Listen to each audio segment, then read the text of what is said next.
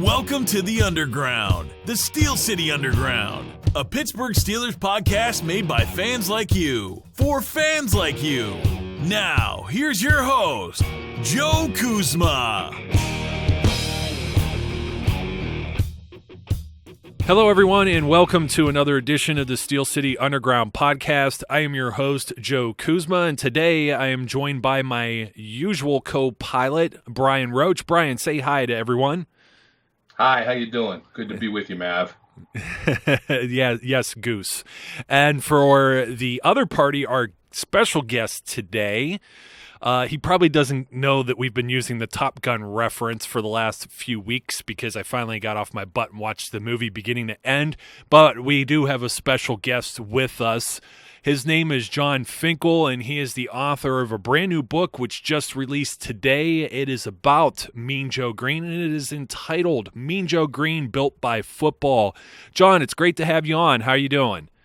I'm good, although if I'd known you'd only just recently watched Top Gun, I may have considered not coming on. That's a travesty.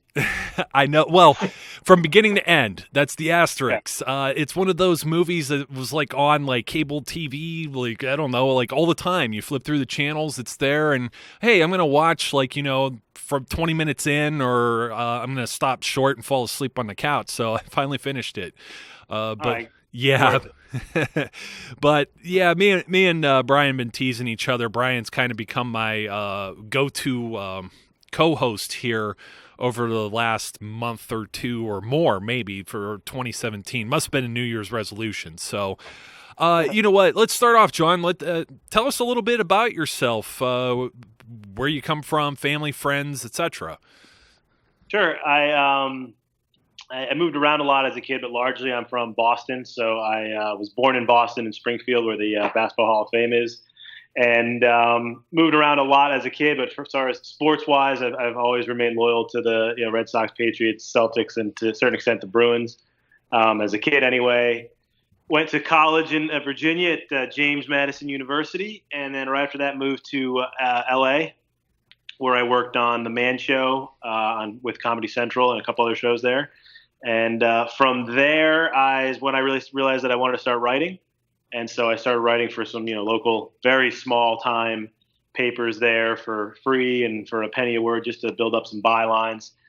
Started writing now it's at USA Today, but when hoopshype.com started, it was not, major distribution. So I started writing for them and, compiled all my clips and ended up getting a couple decent articles, got a little traction back in the day, and ended up writing for Men's Fitness for a long time, doing a lot of their sports cover stories. Then I went over to Men's Health and a column in GQ, and eventually ended up writing books and writing for Yahoo Sports. And so that kind of catches it all up in about 45 seconds or so. Yeah, well, you have two strikes against you. You want to talk about Top Gun. Number one, you're a Patriots fan. So yeah, exactly. How does a Patriots fan end up writing about a Steeler? Not just a Steeler, the Steeler. Well, one of the things that Joe and I spoke about on our first lunch was teams and sports and obviously football. And where I think I earned his respect is that when I lived in Boston and was actually going to Patriots games, the 3 years we went and my dad had season tickets, they were 2-14 and 3-13. And I think the next year they were 5-11. So I was forged as a fan of that team when they were terrible. And Joe respected the fact that that's where my allegiance started. And I'm old enough to now enjoy the fruits of that labor. And he respected that because when he got to Pittsburgh, they were, 1-13 his rookie year. And he said if all the fans had abandoned them because they were bad, they wouldn't have enjoyed the good years of the 70s. So that's how we kind of started off on the right foot football-wise. Wow, that's great. You want to know what strike two is there, Jon? Sure. James Madison, you just beat my alma mater, Youngstown State, in the FCS. Sorry, not FBS. The FCS, or the old 1AA national title game back in December. Yeah. So, well, I don't know if that's necessarily a strike. I mean, that was a good. It seemed like a good matchup at the time for us, but I can't help it if it's go Dukes all the way. Well, we have a Duke on the current roster that I'm not sure if you know, Arthur Moats, He's one of the linebackers, and he was talking a lot about James Madison over on Twitter. But yeah, what a crazy game for my Youngstown State Penguins. But you know what? That ball took some really wild bounces in that game. I know most people probably didn't watch it. It wasn't a big ratings getter, but I haven't seen when you know things aren't going right when not just once but twice you have interceptions by balls you swear could have hit the turf. I mean, this was crazier than Julian Edelman's catch in the Super Bowl. So it was nuts, and it was freezing too. That was here. I live in Dallas, and I was over in Frisco, and unfortunately, I was flying to cover the national championship game, so I was in the airport when that game was going on. But I was leaving here, and it was a frigid day. I had a lot of friends from JMU fly in, and odd bounces, odd things went on in that game. But in the end, the scoreboard never lies, you know. Yeah, absolutely. That's great. So, Joe, you've written some other stuff and you've worked with other athletes. Tell us a little bit about that other than Mean Joe. Oh, yeah. So I started when I was writing for Yahoo Sports probably 5 or 6 years ago, maybe a little longer. I started kind of getting this niche of doing stories where I would interview athletes about their particular talent or skill within their sport. And one of the ones I ended up doing was an article on, increasing your dunking ability and increasing your vertical with Nate Robinson. And we got along really well during the article and talked a lot and kind of stayed in touch. And it was right around the time, if you guys are basketball fans, if you remember when he kind of blew up with Chicago and took that playoff series and basically took it to LeBron for about 3 games straight, had a couple game winners against them and against the Brooklyn Nets. And so we stayed in touch after that season, and I wouldn't at the time. I'd say we were probably definitely friendly. And at a certain point, I said to him, I don't think you get at this point how much traction you have and how inspiring you are to a lot of people. Have you thought of doing a book? Because the idea of a 5'8" guy making the NBA, playing major college basketball, number one, being Mr. Basketball and Mr. Football in high school, number two, getting the NBA and then winning dunk contests and then performing like you just did. Like, I think it's a fairy tale, not ending because, he was in the middle of his career, but it's a fairy tale story. And he agreed. And then, we had to go through the agents and managers, Nike and all those people. And eventually I flew to Seattle and spent a week with him. That's where he lives, where he's from. He went to Washington College and we got along great and ended up doing the book. So my first and this was, 5 or 6 years ago, my first kind of major, I guess, put me on the map type of book was with him. And that kind of got me started down the path of doing these. I'd always wanted to do books. I did a series of books for the NBA's Read to Achieve program maybe 8 or 9 years ago and that was a huge undertaking. It was 3 years. It was Shaq, it was Tim Duncan, it was Jason Kidd, and Allen Iverson, and Kobe, and all the bigger name guys. So I had kind of taken a break from books from that point. And then I did the book with Nate. I did a couple books on my own. I spent a lot of time writing for fitness magazines. So I did a book called The Dadvantage, which is sort of stay in shape on no sleep with no time and no equipment. It was my ode to trying to stay in shape when I had my first child, where everything's all messed up and you're not sleeping, you're not eating, and everybody's tired all the time. So I did that one. And then from Nate to those two, I've kind of done a couple other books on my own. I did a book with Chad Hennings, who lives here in Dallas. I don't know if you remember him, but he won the Allen with the Air Force, was a fighter pilot, served it over in the Gulf War, and then also played and won 3 Super Bowls with the Cowboys. So he and I did a book that was really awesome called Forces of Character, where we interviewed a lot of luminaries in and out of sports about what character means to them. And that was, we interviewed Roger Staubach and Greg Popovich and Troy Aikman and Jason Garrett and guys of that ilk, a space shuttle commander, a Holocaust survivor. It was really, really a great book, or still is a great book. And then I did a couple others in between there, and I was working for the College Football Hall of Fame and National Football Foundation for a while, and I'd wanted to do a series of books on College Football Hall of Famers.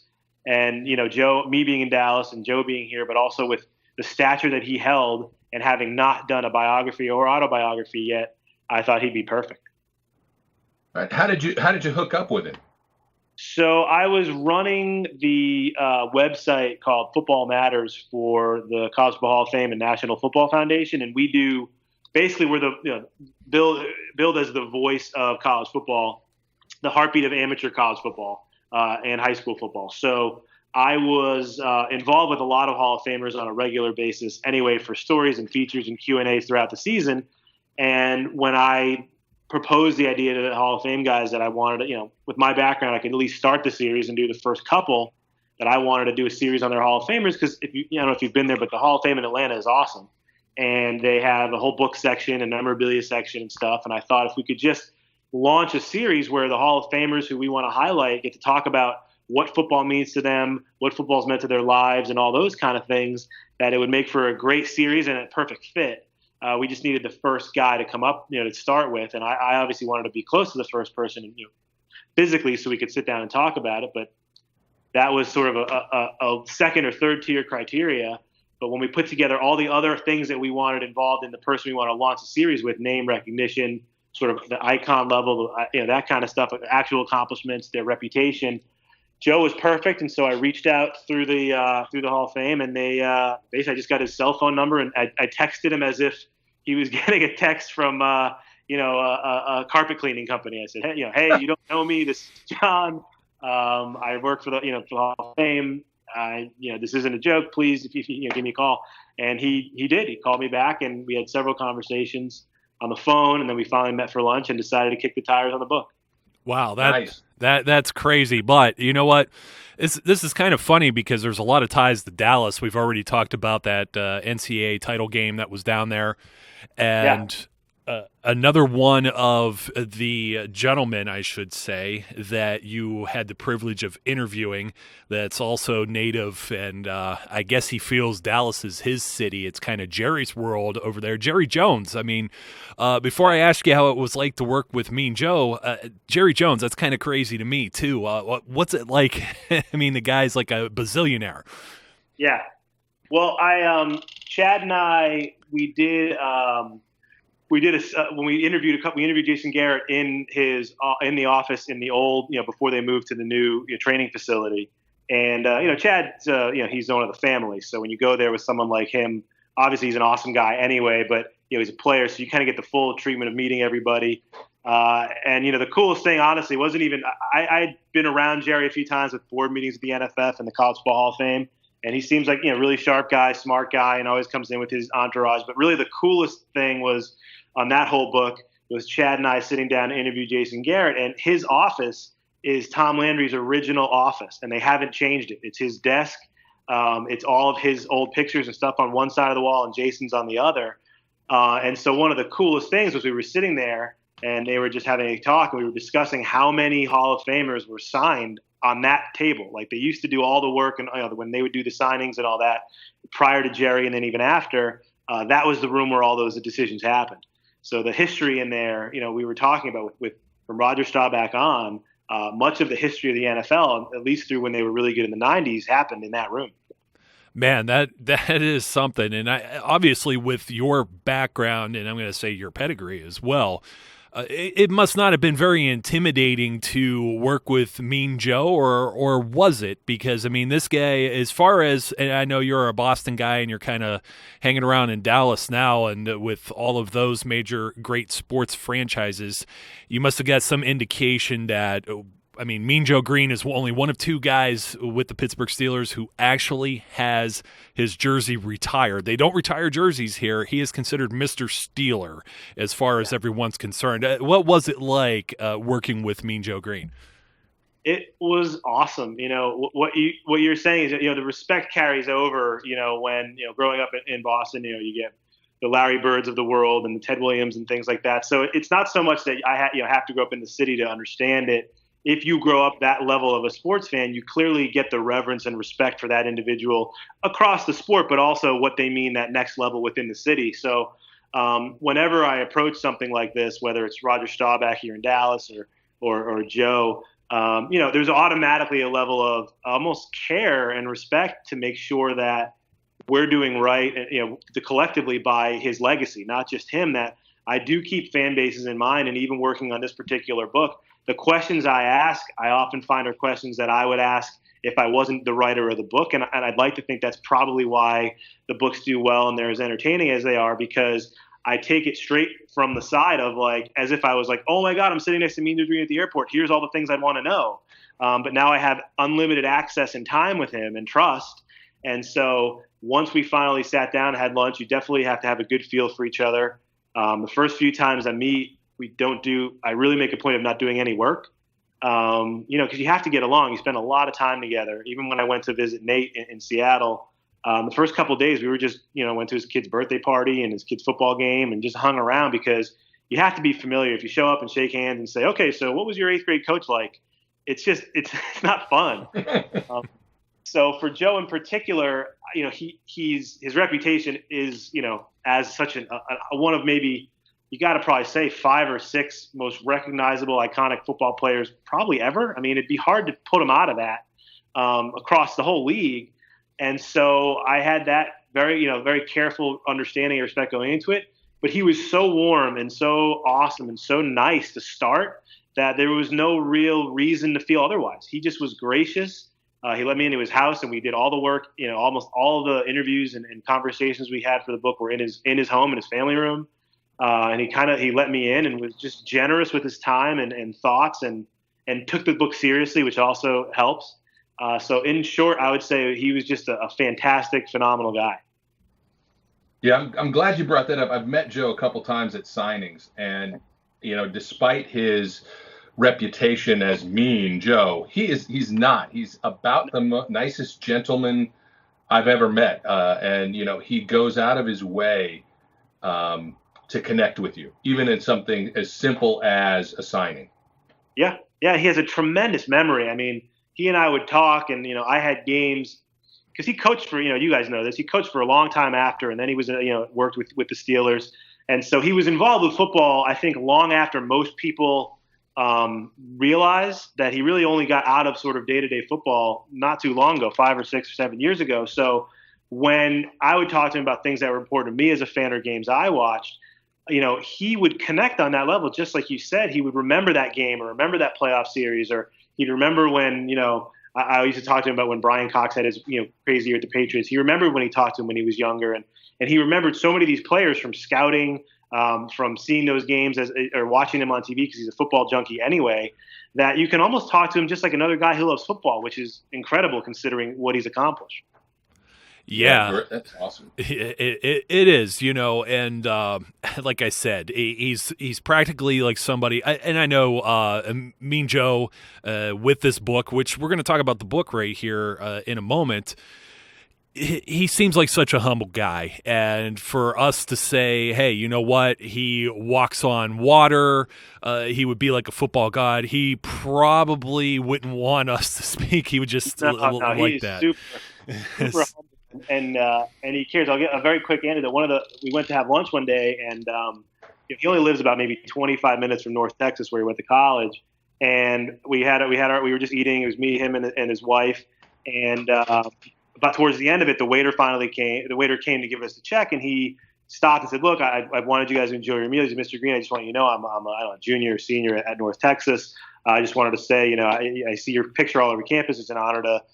It's an honor to have you in here in the restaurant for lunch, and it's an honor to be able to serve you. And of course, Joe's saying, "Thank you. What's your major? What do you want to do?" I mean, most guys, they don't have to do that. They don't have to do anything. They can just say thank you. I appreciate it. But he was so nice and kind with this kid's maybe one encounter with the guy whose statue he sees every single day on campus, and that pretty much is a nice microcosm for how Joe is in person. Man, it is. That's really cool. And you know what? He's not the only player. I mean, what limited experience I have with meeting some players, and Brian's met quite a few of them. Everyone is very humble, and I've been in positions too where I've likewise tried to be humble. It's just refreshing when you don't have guys whose heads don't fit through the door because they have such an ego. And certainly you don't have a long-lasting legacy, a Hall of Fame career.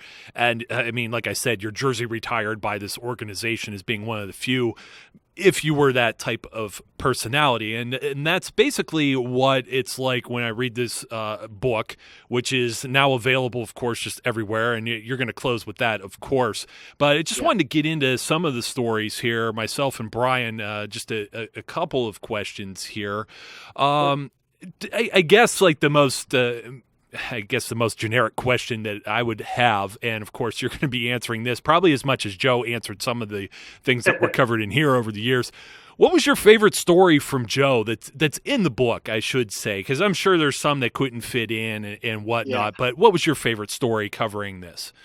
My favorite story is, and I played football. I like to work out. I like to lift weights. I'm kind of a meathead on that scale of being a meathead. And so my favorite story going along those lines with Joe is when he wasn't highly recruited out of high school.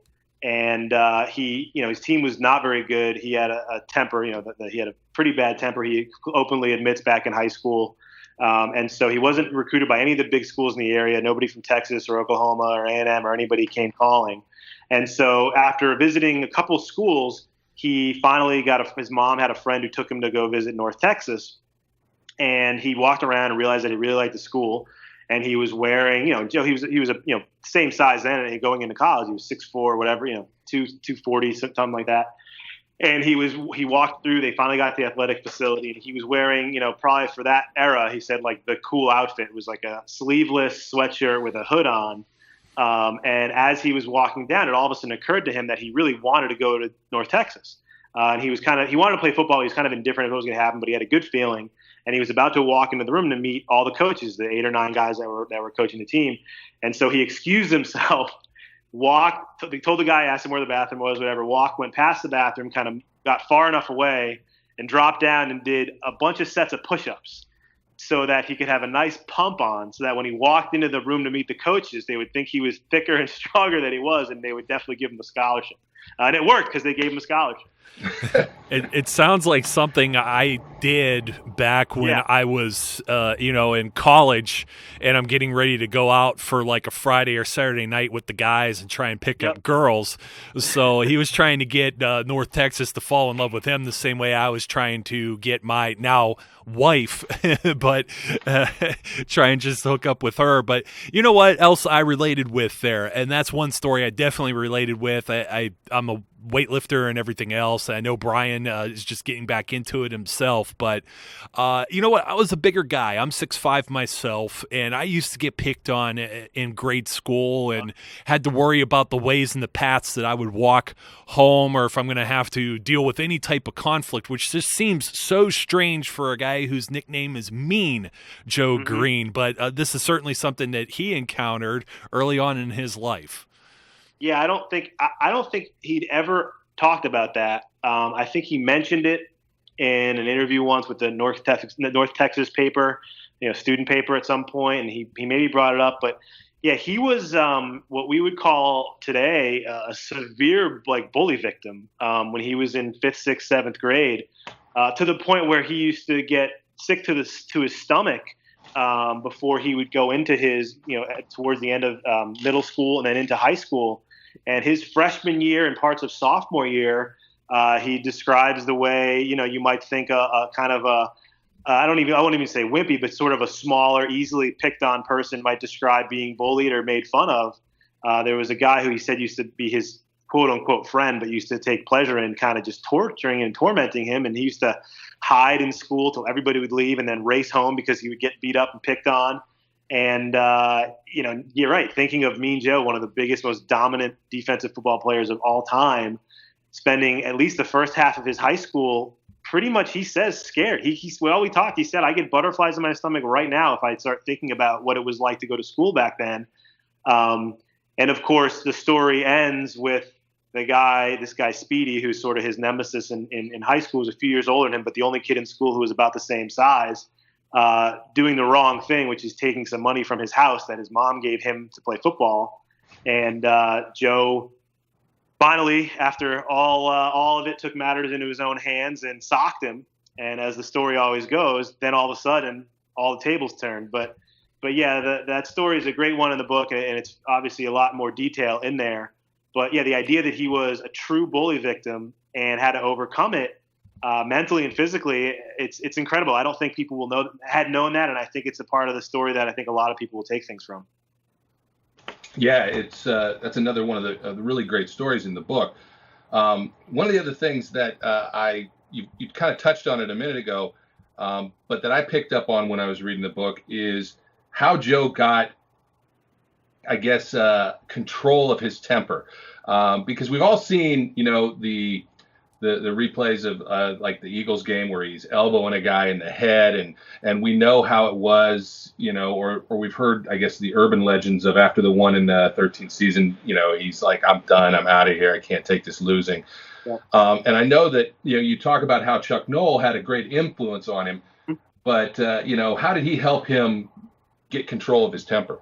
Yeah, it's a really cool story, and it's very simple. Because Joe, he was thrown out, as he said, almost every game in high school. Then he gets to college, and the first freshman year, same thing happens. But then he gets it under control, and then they're a winning team. I mean, they don't go to bowl games or anything, but they were, they were only 1 or 2 losses a year his junior and senior season. And then he loses, like you said, the first year in Pittsburgh, and Coach Noll's all over him, and he's getting back, as he says in the book, to his old habits. And I don't remember which particular game it was. We say which one it is in the book, but he just is berating an official after getting a flag for something. And after the game, Coach Noll, who he says, just never, even-tempered, never up, never down, never yelling, called him into his room and he said, Joe, that official you're talking to, what do you think his wife thinks when you're screaming at him? What do you think his kids think, or his mom or dad? They're just a person out here trying to do a job. And Joe, to his credit, having the self-awareness, has said or told me that changed his whole mindset. He said he never once to that point had looked at an official as anything other than somebody trying to get between him and a win, or get between him and the opponent. They were there to just make calls and have nothing to do with winning or losing. And really, he said that humanization of an official, as funny as that sounds, flipped his mindset and made it so that he actually realized, I'm not just yelling at somebody who's trying to prevent me from winning, I'm yelling at another person. Yeah. Awesome. You know what? And sorry, Brian, I'll jump in real quick.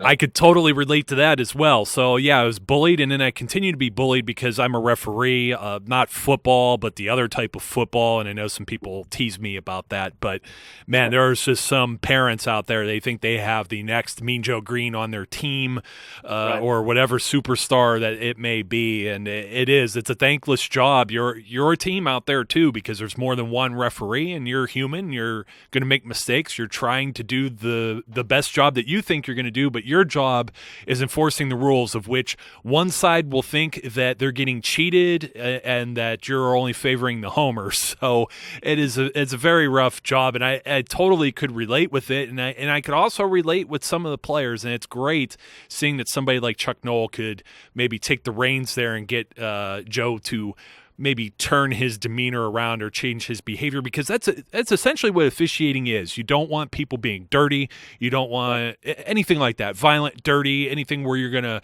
intentionally hurt someone else. I mean, football's a violent sport just in its own nature, but all sports are physical and have some element of violence and speed and physicality to them. So really it is modifying the behavior, and I tell you, I wish I had a nickel for every time that I've said this.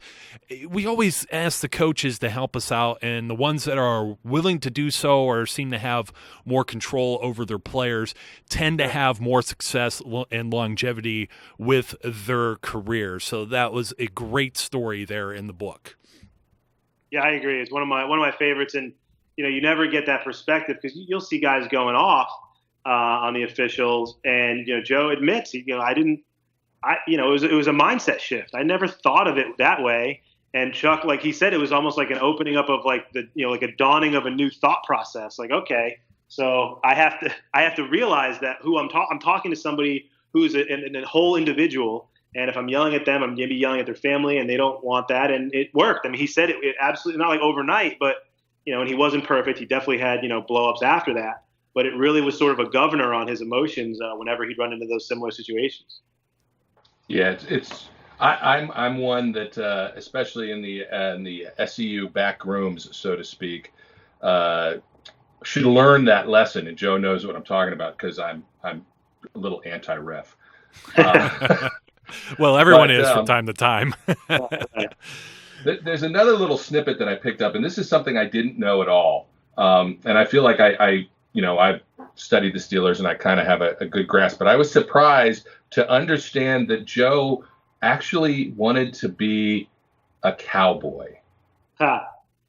Yeah, Joe, the way he liked to play as a student of the game that he was, he just looked up to Bob Lilly. Full stop. He wanted to be Bob Lilly, and he believed, and probably rightly so, looking at how his career turned out. Having spent his college career in North Texas, they obviously had some run-ins or involvement with the Cowboys, and they were very visible. He truly believed that if the Cowboys could figure out a way to get him and Bob Lilly on the same line, that they would be an unstoppable defense and they would shut teams down. And he's not wrong, obviously, with how it turned out. Going to school, 45 minutes to an hour from downtown Dallas, it makes sense for a 19, 20, 21-year-old kid to think that. And so, yeah, he liked the weather here. He liked playing college football near his home, in Temple, Texas. So he did want to be a Cowboy, yeah. It almost seems like blasphemy because talking Patriots, talking a lot of Dallas Cowboys and Dallas area with a book that is dedicated to one of the greatest Steelers of all time. And you know what? Two other great Steelers, at least not only just a player, but within the organization as well. You have forwards in the book by Franco Harris and Dan Rooney. That must have been very cool to do as well. Yeah, one of the things about doing this book with someone like Joe is the people who come out of I wouldn't even say out of the woodwork, just the people who volunteer their time to help you and help promote the book and what the story is about. And him and John Kolb, and Mel Blount, everybody who got in touch with me was basically saying, like, how much, what do you need? Like, how much can I say? I can't heap enough praise on this guy. So what do you need from me, and what do you want me to say? Because all his friends, and he talks so closely about his teammates, had been after him about doing a book at some point because he was one of the only guys there from that 1-13 year all the way through the glory years. They added the pieces here and there with Franco and all those guys years later as they started to get good with Bradshaw and everybody. But he saw it that first year, and so being able to be in contact with those guys, obviously the level and the caliber of who they are is one thing. But honestly, the enthusiasm they had for Joe is what sticks with me the most. Man, yeah, and I'm sure that's just the way it is. Everything I've ever read or heard or otherwise has been nothing but praise for Mean Joe. And of course, we keep saying the book, so I want to remind everyone the title of the book is Mean Joe Greene, Built by Football. And our guest here is Jon Finkel. And Jon, you're going to tell us how you can get this book. Yeah, so the book comes out right now. We're directing everybody to Amazon. We want to be the goal is to be the number one paperback and Kindle book on Amazon. So the Kindle actually version is only going to be we're going to open it up at $9.99. So it's he wanted to make a nice price point so fans, his Steelers fans could go get it. So Amazon.com, Mean Joe Greene, Built by Football is the place we're directing everybody to get it. It will be available, paperback, hardcover, everywhere as well. But in these days of media, we want to focus everybody to one place to buy it. And so we've been the pre-orders have put us as the number one book in football and football coaching the last week or so since Joe started doing some media. And so the goal is let's get the Mr. Steeler to number one in all sports. Absolutely, I'm on board with that. How about you, Brian? Absolutely, the book, You were generous enough and gracious enough to let us read a preview copy of it. And I'll tell you, it's a great read. It's enjoyable. And you pick up, some things but like I said, with the Dallas thing, some things you don't. And you pick up a lot about a guy who is clearly the iconic personage of the Steelers.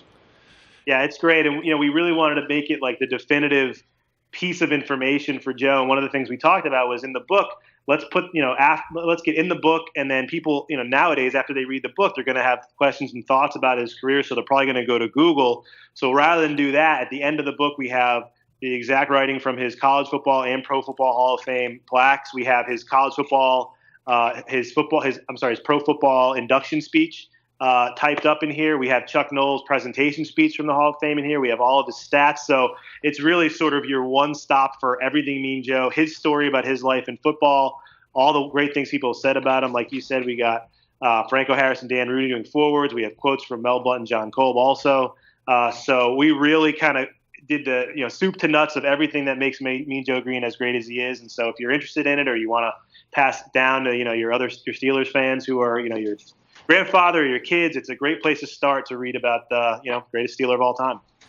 Yeah, this is great. And once again, thank you, Jon, not only for coming on, but the preview copy that myself and Brian received. I mean, all these little extra Easter eggs in the book are just phenomenal to read as a Steelers fan. But you know what? I'm not going to let you leave without saying a little bit more about yourself. Of course, you have a website at jonfinkel.com. That's now someone's going to try and type that out. It's JON, no H, FINKEL.com, and that's the best way to follow you. But you know what? Go ahead and tell us how else we can keep track of all of your work. Yeah, that's for my website. You have @Jon_Finkel for Twitter and Instagram, and then @JonFinkelAuthor. And so for Facebook, and I would definitely, at least for a little while, I don't care if you follow and unfollow, but we have some me and Joe Greene bookmarks we're going to be giving away with some stuff. I'm going to probably do some other giveaways as well. And just so you know, one of the reasons I did want to get in touch with you guys and send you the books is because it was a very important thing to Joe that we kind of reached out to the Steelers community and the Steelers fans. And that's what I wrote when I first emailed you guys. We set aside, as per Joe and mine's conversation, but really Joe's passion for the city, a bunch of copies to give to guys who are doing the work, keeping the Steelers greatness alive, and being a nice voice to the fans. So really, it was something Joe had in mind from the beginning. So I wanted to just let you guys know that. Yeah, and I tell you, we both truly appreciate it. So, Jon, once again, thank you for coming on. Absolutely, thank you guys. And Brian, thanks for joining me once again, as usual there, Goose. Thanks, Mav. Thanks, Jon. It was awesome. Yeah, it truly is awesome. And folks, don't forget, once again, Mean Joe Greene, Built by Football. I know I said it a few times, but as you're listening to this, maybe you aren't get a chance to rewind it or whatever, just keep track of us or Jon himself on social media. I'm sure I'll be retweeting some of the stuff that Jon puts out. Until next time, check out the book and be safe, be good, and we'll catch you later. We would like to thank you for listening and remind our listeners to follow us on social media and our website, www.steelcityunderground.com.